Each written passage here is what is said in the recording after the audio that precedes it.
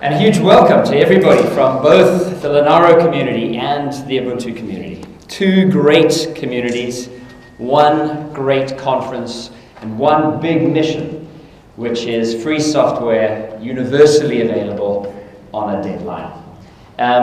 Some stats. I saw an article congratulating and wishing everybody in Ubuntu happy birthday the other day for Ubuntu's 7th birthday.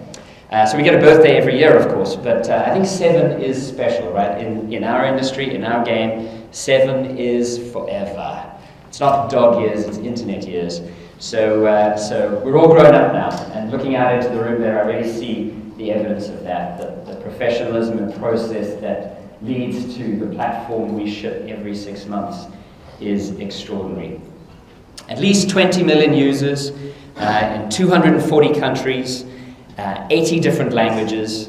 You know, Ubuntu has become an extraordinary phenomenon in the world today. ARM is a little bit older, billions of devices, and increasingly every single one of those devices is capable of running a first-class operating system, just like Ubuntu. So, two great communities coming together to celebrate what we've done and to look to the future.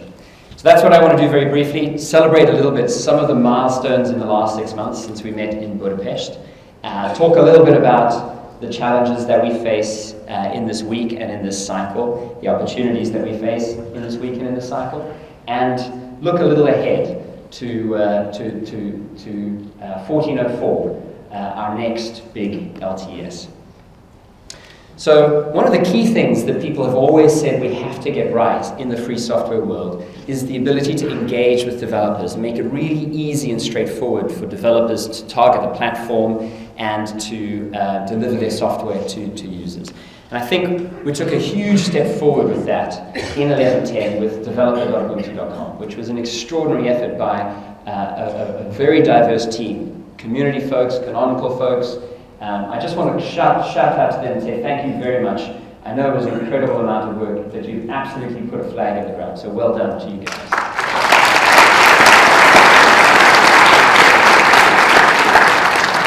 So we have much tighter docs for developers. This is a starting point both for free software developers and for commercial ISVs. And for them, for the commercial ISVs, it's a nice easy on-ramp onto free software platforms, right? Which is really important for us to broaden the number of ISVs targeting the free world. Developer.ubuntu.com is a start. Ultimately, we need to develop a full developer experience, right? For project creation, tools, and distribution. But I think developer.ubuntu.com is a first-class start. After developers have built their software, they need to publish them. So there was another big milestone, I think, which was the apps portal, which allows people to deliver their software straight to end users, right? Uploading software through the apps portal puts that software in a queue and ultimately makes it available directly to end users. So we have done an extraordinary job of building this community around the core OS, right? The core and Motu. And this really complements that. This allows an ISV to be totally focused on their application, to deliver their application, to make sure that their application is up to date, to respond to feedback from users. This interface over here lets them track their downloads and track sales if they're selling the software commercially, which is really important. So again, to the folk who put this together, thank you, and very well done. But lastly, the final piece of the puzzle is, of course, the software center. And that took a huge leap forward in 11.10. The interfaces come together beautifully. We now have ratings and reviews. It's exploding in terms of the amount of use of the system. We're crowdsourcing all of that insight as to what really works well, what doesn't work well. This is phenomenally valuable for developers and phenomenally valuable for the platform. So again, to the team who worked on the Software Center, I know we had many community contributions to this. Michael, of course, Matthew and Steve, well done, and thank you very much for that effort.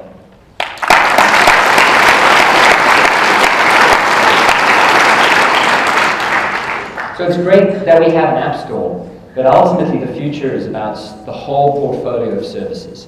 And the Ubuntu One team took leaps and bounds in 11.10. not only did Ubuntu One itself greatly improve, both in terms of the quality and performance of the synchronization services that are being offered, but the integration with the platform really took off.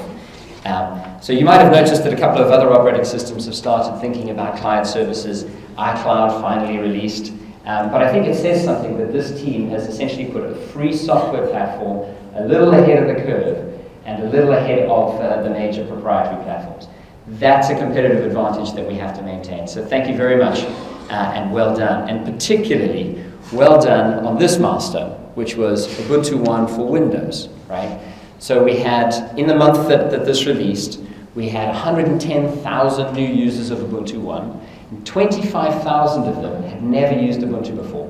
25,000 of them are coming to this platform just because of Ubuntu One for Windows. So that's been a huge amount of work, but I think it's a very significant milestone, and I just wanted to shout out to the folks involved and congratulate them.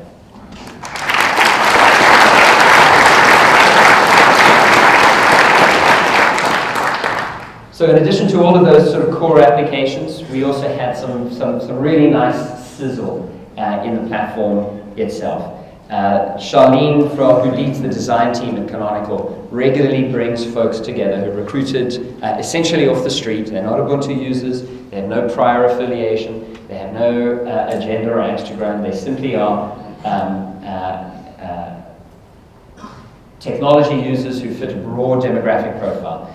And we sit them down with a variety of platforms and ask them to achieve a bunch of goals, right? It's just user testing. And we watch very closely what they do, how they react. Now, we've been doing this for some time, and so we were able to tell with some precision how people's response and reaction to Ubuntu has changed over the last, say, 18 months to 2 years. And that change really is extraordinary, right? First, people are able to get more stuff done today with Ubuntu. With Ubuntu 11.10, they can get more done than they were doing with 11.04 and 10.10 before that. But more importantly, there's been this real shift. People would finish this program, this testing program, and essentially leave when we started. But today we often get a key question, which is, how can I get this on my own computer? And I think that's an extraordinary shift, right?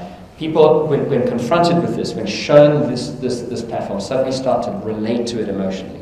And I think the teams, and there are multiple teams that have worked on this initiative to make Ubuntu look and feel great, and they deserve your congratulations and support.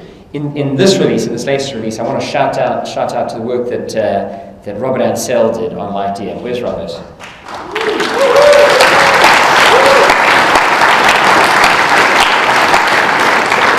So I think this work is going to pay off in multiple communities. I know there are conversations out there about having other platforms essentially use LightDM. It's lean, it's clean, and it's open. So it really allows any desktop environment to abstract away all of the complexities of login management and to focus on the specific experience that they want to create. And I'm very proud that came from this community. Thank you, Robert.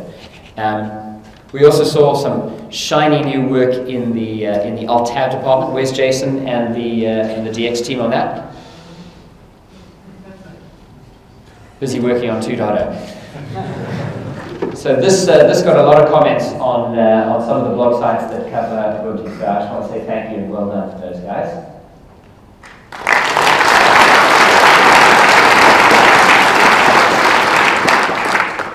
We also saw the music lens land for the first time. This is the first of what will be a series of content-oriented lenses, right? Integrating content directly into the platform. The idea being that you should be able to get at whatever you want, whether it's online, whether it's on your desktop, whether it's in your private cloud, instantly from the desktop through a search-driven interface. So there's a lot of great work there. There's integration with Banshee, there's integration with Ubuntu One. So a ton of work went into this, and I just want to congratulate and thank everybody who made this happen.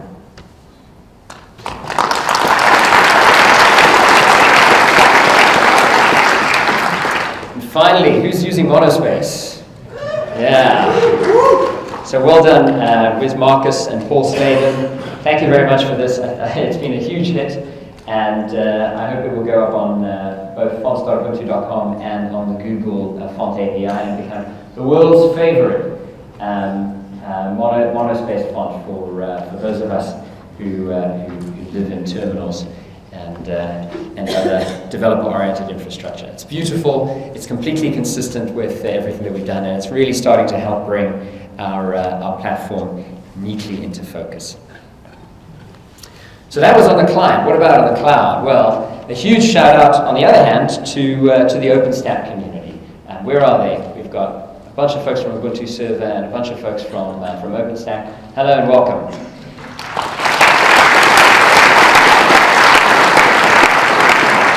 Those of you who were there in Budapest, remember we had intense debates and discussion about whether we could, in fact, integrate all of OpenStack in one cycle and make it the cloud infrastructure of choice in Ubuntu. And it was a huge accomplishment. We could only have done that because of the exceptional focus that the OpenStack team brought to that and the collaborative nature of the conversation that we have. This is a first-class upstream. They work to a cadence. They have very clear goals. All of their stuff is open, and they engage. They've been wonderful to engage with. So from our side, it's a real pleasure to work with the OpenStack community. And I particularly want to credit the companies that essentially had the vision to create OpenStack, and Rackspace in particular. So one of my goals is that it should be really, really easy from the Ubuntu desktop, from any system administrator desktop, to deploy your own cloud using OpenStack, and then to burst when you need it up to the Rackspace cloud, because that kind of openness, that kind of commitment to a public community process deserves our support. So thank you to Rackspace and thanks to the OpenStack community.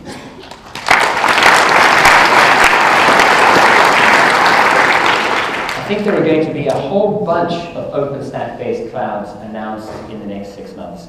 Some of you may have seen the announcement of HP making a public cloud available that is entirely built on Ubuntu and OpenStack. So a huge win for us, and I think a very significant step for HP, and a pointer to how this industry is changing at multiple levels and in multiple ways.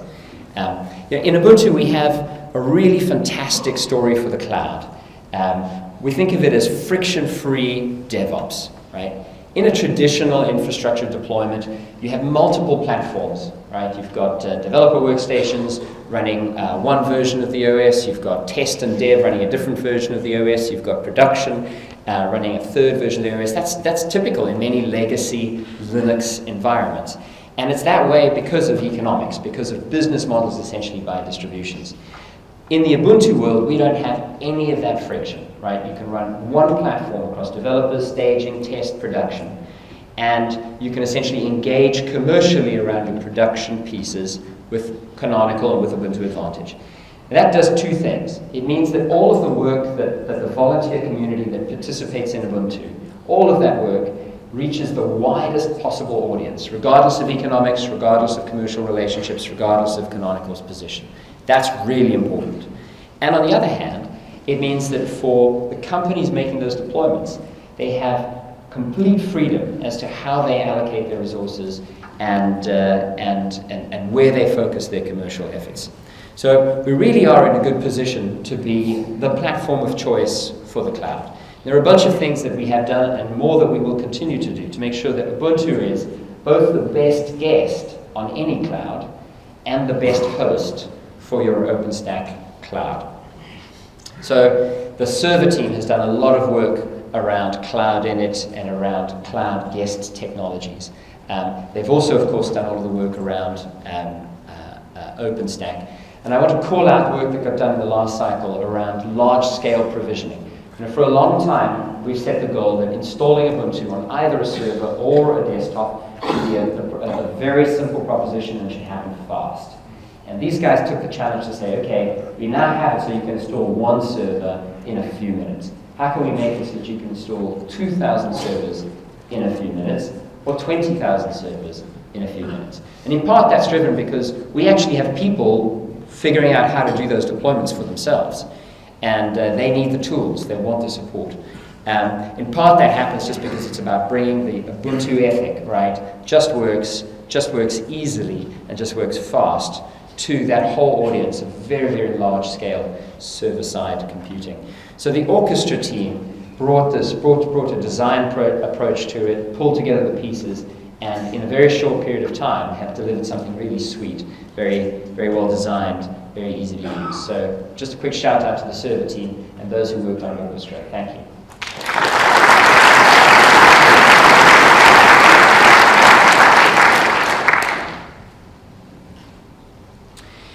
ARM. Well, not only do we have a very significant representation at this event from an ARM-focused community, but I think it's fair to say that ARM is lighting a fire under many different spheres of the technology world today. We know that there are billions of ARM devices out there, but traditionally that was sort of a different world. Today, however, ARM is quite clearly having a significant impact on big areas of the world that we've traditionally thought of as the PC world or the consumer electronics or personal computing world. What was particularly exciting in 1110 for me was the huge leaps forward that got taken for the idea of ARM on the server. The server world is getting reinvented at two levels. One, inside the data center, where it's all about density and all about horizontal scale, right? So if you're building out massive infrastructures, I think ARM is going to have a major role to play in your plans in the next 5 years. I think we'll see product announcements imminently for new companies focused on helping people deploy ARM at scale in the data center. So it's work, for example, that we've done around ARM enablement with those server vendors and around, for example, allowing people to use cloud-style deployments approaches thanks to LXC containerization as a substitute for virtualization. So people are starting to look at how they can actually build clouds using 32-bit ARM technologies. We just saw the announcement of 64-bit ARM server parts, and those will be coming down the pipeline too. But I don't think industry's going to wait. I think we're going to see ARM in the server, in the data center, a lot faster than anybody might have predicted a year ago. So that's the one really exciting area. The other exciting area in which the data world is getting transformed is the Internet of Things.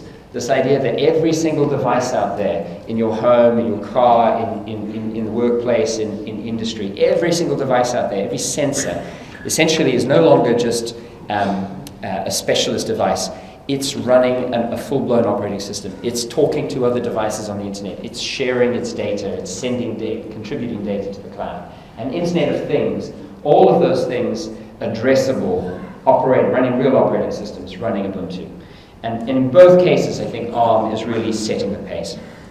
On the client, of course, we know all about ARM on the phone and in the tablet. But we just shipped the first clamshell device with an operator, Vodafone. A little laptop, a power-friendly, low-cost laptop, shipped initially in South Africa and soon more widely. So that's a major milestone on the client side as well. Okay, so this is an LTS release, and really LTS releases are about long-term relationships, figuring out what we have to do to make sure that we can have a long-term relationship with the people who are going to deploy this code at scale and people who are going to care about it in 3 or 4 or 5 years' time. We announced that we'd be doing 5 years of maintenance on the desktop, so that's a substantial ramp up. And the driver for that was very simply, people are deploying it at such scale that 3 years isn't enough. And so that's both a really good sign, also a challenge. Today you can buy Ubuntu pre-installed from Dell, Lenovo, Acer, Asus, on PCs in various parts of the world. That list continues to grow, and the volume that is shipping with Ubuntu continues to grow. Those OEMs care about this, right? They have to ship Ubuntu to corporate customers and to institutions who have much longer timescales than our traditional audience. So Rick Spencer and Pete Grainer are going to talk about how we plan to achieve that, how we plan both to ensure the maintainability of this code base and also how we plan to address the number one challenge that we have with LTSs, which is fresh hardware. I think the approach that they've come up with is brilliant. We put out an LTS release every 2 years, and we put out a non-LTS release every 6 months. And the idea, in essence, is to use all of the certification and enablement work that we do for those other releases to essentially power the point releases of our LTSs. So that means if your system works with a point release, it should also work with the latest LTS release, which is a huge leap forward for us. So I just want to thank them and ask you to look out for the plans that they will take you through in that regard. Another very significant focus for us in this cycle is going to be the move to the cloud and the move to defining services in the cloud. Today we work at the package level, but in future we want to work at a service level. And so Juju gives us a language for talking about services, right? Every service gets defined as what we call a charm. And so the equivalent in Juju language, the equivalent of package maintainers are Juju charmers. Our charmers in chief, George, the unstoppable George Castro, and Clint Byram, who's going to be here from tomorrow onwards. So if you're interested in this, please engage with them. This is really about distilling the expertise of DevOps into charms so that people can reuse and share that expertise, right? So that we can move up a level in the stack and bring the same kind of community governance to the cloud and to services in the cloud that we have for packages today. I'm often asked what the relationship is between Juju and configuration management tools like Puppet and Chef. And the truth is they work hand in hand together. So we've seen Juju charms that use both Puppet and Chef to handle the configuration management portion of service deployment. So this is a slightly different level of abstraction. For 1204, we want you to be able to deploy Juju charms natively on your workstation. So you should be able to deploy your own app development, a 3-tier developer environment, for example, database, app servers, and load balancer. Write your code, test it all like that, and then hand it straight over to DevOps and have them deploy immediately. We're also going to see at some stage some concentrated work around the corporate desktop.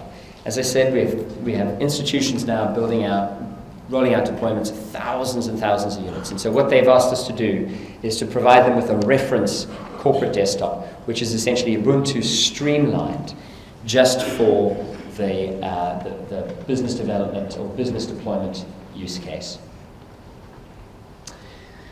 Lastly, power users. Now there's a bit of a myth, I think, that power users aren't interested in usability and ease of use. And I think that's absolutely nonsense. I think power users, developers, engineers, system administrators love ease of use and love simplicity and love having things just work so that they can concentrate on the pieces that they need to get done. But they also do stress the system in all sorts of interesting ways. They may be multitasking much more heavily. They may be using screen real estate in slightly different ways. So we're going to do a whole program of effort in this cycle to make sure that the work that we've done on usability and ease of use ultimately ends up also supporting the work of power users. Now there's going to be a crowd that is just too cool to use something that looks really slick, and there's nothing we can do for them. Fortunately, in Ubuntu there's tons of other options, lots of choice, lots of ways to skin the cat, right? But what we want to do is make sure that our primary desktop offering is both easy to use, beautiful, and exciting for power users. If we could, it would be nice to get Linus and ESR in for some user testing. And if we do, I'm sure the footage will be widely available. We may mute the audio track. But that's a key goal for us in this cycle. And I think it's a goal that many of you will relate to and be able to help with. So thank you for that. Finally, there are tons of little things that we need to get right. Lots of bugs, multi-monitor support, lots of refinements on the design. This is one of those releases where we're going to need to put our discipline back in place around boot time, around power management. There is a ton to get done to make this the most pixel-perfect release of Ubuntu ever.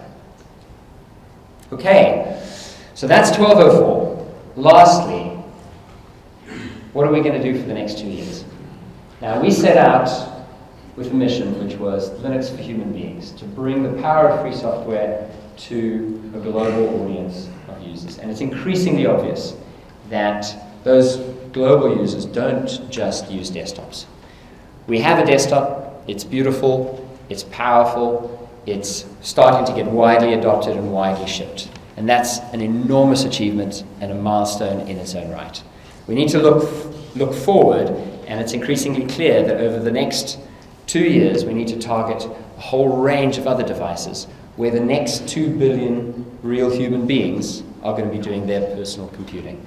So we have a challenge for you, and the challenge starts this week with a series of conversations as to how we in this community can make Ubuntu, and more broadly GNU Linux, relevant on devices like phones, tablets, and televisions. The future does not just belong to the desktop. The future belongs to an array of smart screens. You're going to want to, and your friends and family are going to want to work with every kind of screen out there. And the line between those screens is going to blur. Right? So in 2 years' time, we would like to have, and we believe we can have, Ubuntu running on all of these categories and all of these form factors. More importantly, we believe we can empower a huge explosion in innovation as people take a free software platform and innovate and create new kinds of categories once we have the basic framework in place for an all-screen push from Ubuntu. Now, this is why we call Unity, Unity. This is why we designed it the way we designed it. We knew from the very beginning that we were moving into a world of convergence between all of these form factors. It's not just about having the same code running on 5 different kinds of devices, though. It's also about thinking about a world where one device can have all of those personalities built into it, where you can take your most personal device, the phone, and dock it to a television and have a great TV experience. Take it from the television, get in the car, and work in the car the way you need to. Have all of your information handy.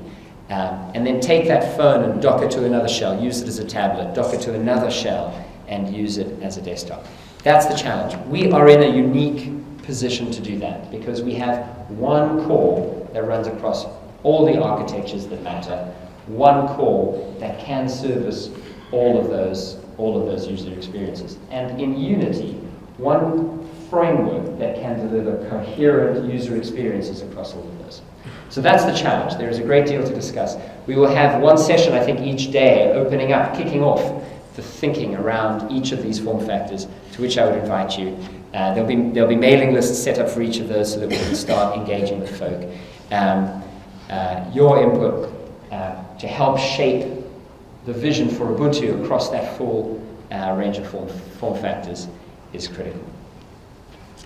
So be excellent. Have a wonderful week. It's going to be a big one.